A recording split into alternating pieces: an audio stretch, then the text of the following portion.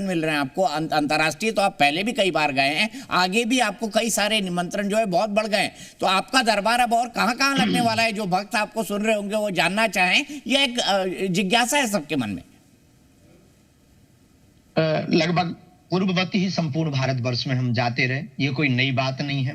हाँ, ये टीवी के आने के बाद सबको और उत्सुकता जगी, जो नहीं जान रहे थे वो भी जाने, और लाइव टेस्ट होने के बाद में सांच को आंच नहीं जब पड़ी, तब उनके मन में और भाव और श्रद्धा सनातन के प्रति प्रगाढ़ हुई। ये देश का, सनातन का और बागेश्वर बालाजी के चरणों के प्रताप से इस दास का सौभाग्य है। हम जो है प्रयागराज जाएंगे, प्रयागराज मिर्जा में 1 दिवसीय दरबार होगा, इसके बाद बागेश्वर धाम पर रहेंगे, फिर टीकमगढ़ जिले में कथा होगी, वहां पर दरबार, जहां जहां कथाएं हैं, 2-2 दिन का दरबार पूर्ववत हमारा चलता रहा। उस क्रम में कोई फेरबदल नहीं, कोई नया बदलाव नहीं। जैसी जिंदगी हमारी पहले थी वही जिंदगी आज है, जो संकल्प कल था वो आज है। धीरेन्द्र कृष्ण शास्त्री जी, बाबा जी, मैं आपसे ये जानना चाहता हूं कि जब आपकी ये तस्वीरें सामने आई, दरबार वाली आई, तो लोगों ने उसका जो है चीरफाड़ करना शुरू किया। कुछ जादूगर निकाल के सामने आए, जिन्होंने सामने बैठे कुछ बच्चों के बारे में ये बता दिया कि भाई आपका नाम क्या है, आपके पिता का नाम क्या है। फिर कुछ लोगों ने कहा कि भाई बाबा तो कोई ट्रिक करते हैं, कोई कुछ अलग बात कह रहा था, कोई कुछ अलग प्रूव करने की कोशिश कर रहा था। सोशल मीडिया पर ऐसी कई बातें आई। तो ये जो लोग कर रहे थे लोगों के आंखों के सामने, ये क्या कर रहे थे और आप क्या अलग करते हैं?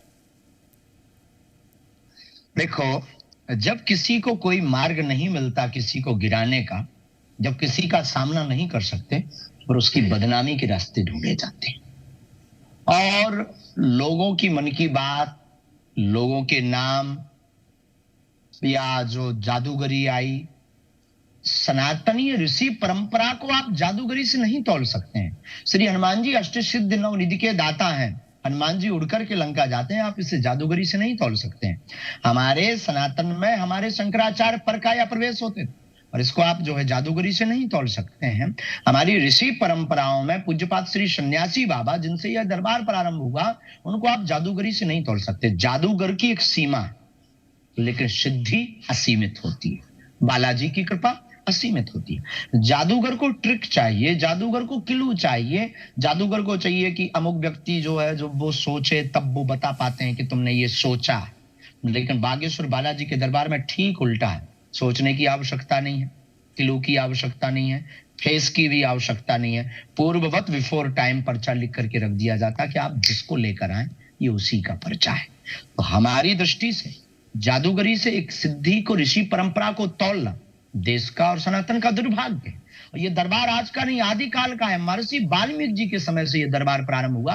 महर्षि वाल्मीकि जी ने पत्र पर लिख कर रख दिया था, भगवान राम होंगे, रावण जैसे आतताई का वध करेंगे, सबरी के घर जाएंगे, धर्म चक्रवर्ती राजा बनेंगे, संपूर्ण विश्व में जो है सनातन का झंडा गड़ेगा, धर्मो रक्षति रक्षता, धर्म की रक्षा होगी। अब लोगों के ऊपर है, उन्हें क्या सोचना है, क्या तौलना है। अध्यात्म को जादूगरी से नहीं तौला जा सकता जी। और जब मैं हनुमान चालीसा पढ़ता हूँ, श्री हनुमान चालीसा, तो मुझे आपने जो लाइन कही वो बड़ी पसंद आती है, अष्ट सिद्धि नवनिधि के दाता, असवर दीन जानकी माता। तो भगवान बालाजी को ये जो कृपा है, या ये जो वरदान था, ये माता सीता से मिला था। खैर, ये हमारी परंपरा की बात है, ये हमारी हनुमान चालीसा की बात है। मैं आगे जानना चाहूंगा, ये आपको आभास होता है, ये आपको भान होता है, तो क्या कभी आपको ये भी भान हुआ कि नहीं, ये जो शक्तियां हैं ये कुछ समय तक सीमित है, या इतने समय तक मुझे ये शक्तियां मिलेंगी, उसके बाद नहीं होंगी? क्योंकि पहले लोगों को भान भी होता था, आवाज भी होता था।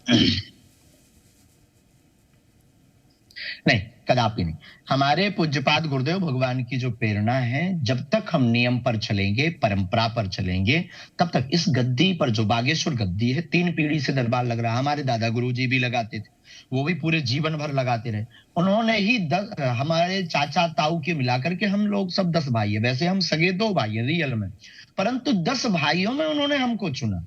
तो दादा गुरुजी हमें बताते थे, बेटा, इस परंपरा का निर्वहन करने वाले व्यक्ति को जीवन पर्यंत रूल्स का, नियम का पालन करना पड़ता है। इन सब नियमों का जो पालन करेगा जीवन पर्यंत, उनके ऊपर हमारे वंश के कुल इष्ट श्री सन्यासी बाबा और बागेश्वर बालाजी की कृपा निरंतर बनी रहेगी।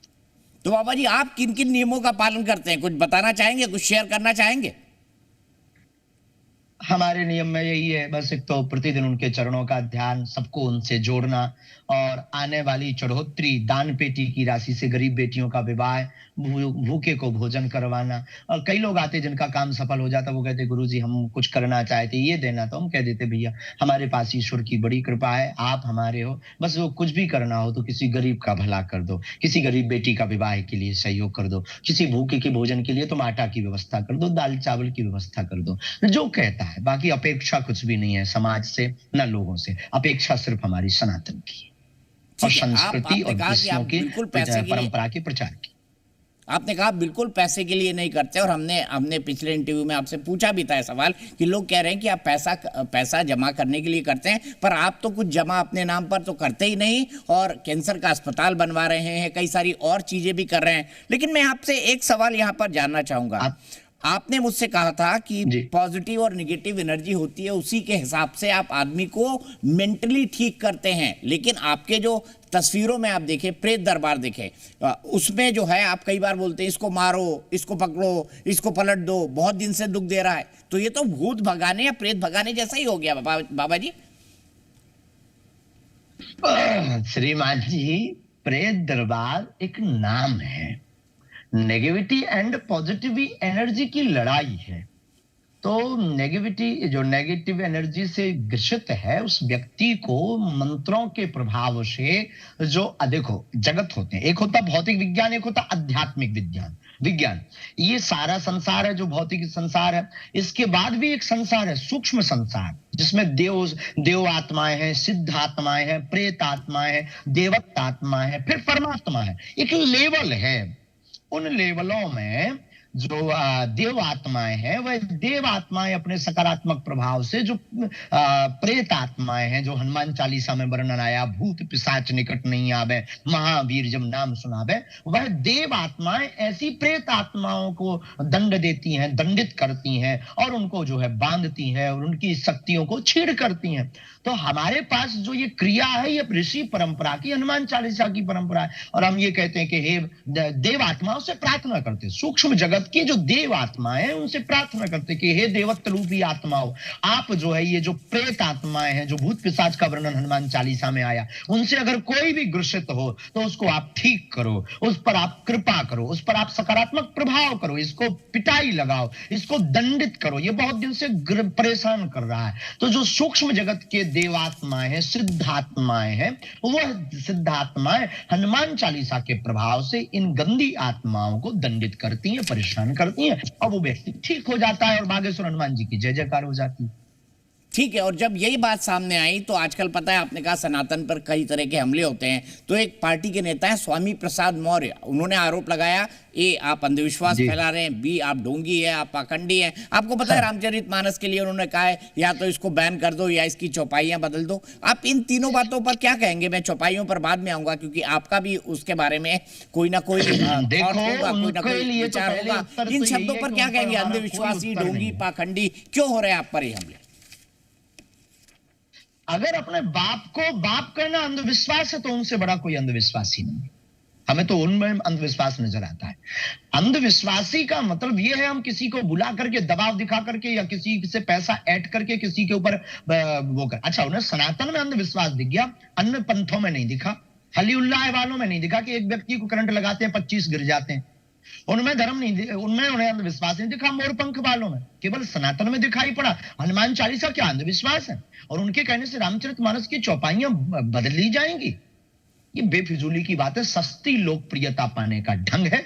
और भारतीय जनता से प्रार्थना है कि ऐसे लोगों को मुंह तोड़ जवाब दिया जाए, ताकि ऐसी जरूरत दोबारा वो बोलने की ना करें। और ऐसे लोगों को भारत में रहने का अधिकार नहीं है। जिस संविधान के प्रथम पृष्ठ पर भगवान राम का चित्र पुष्पारूढ़ वाला बना हुआ हो, उस संविधान को मानने वाले लोग अगर भगवान राम का प्रथम पृष्ठ नहीं मानते, उन्हीं प्रथम पृष्ठ की गाथा रामचरितमानस को नहीं मानते, ऐसे लोगों को वीजा पासपोर्ट लेकर के दूसरे देशों में रह जाना चाहिए। स्वामी प्रसाद मौर्य के लिए कह रहे हैं? दूसरे पंथ से ज्यादा स्वामी जी, आप ये क्या स्वामी प्रसाद मौर्य के लिए कह रहे हैं? कैंसर से ज्यादा खतरनाक है वो आदमी, जिसने भी यही बोला उनके लिए। जिसने भी नाम स्पेशली नहीं लेंगे। जिन जिन रामचरितमानस और बागेश्वर धाम को अंधविश्वास बोला, वो नंबर 1 के कैंसर वाला रोगी है, चौथी स्टेज पर पता लगेगा। इसलिए ऐसा व्यक्ति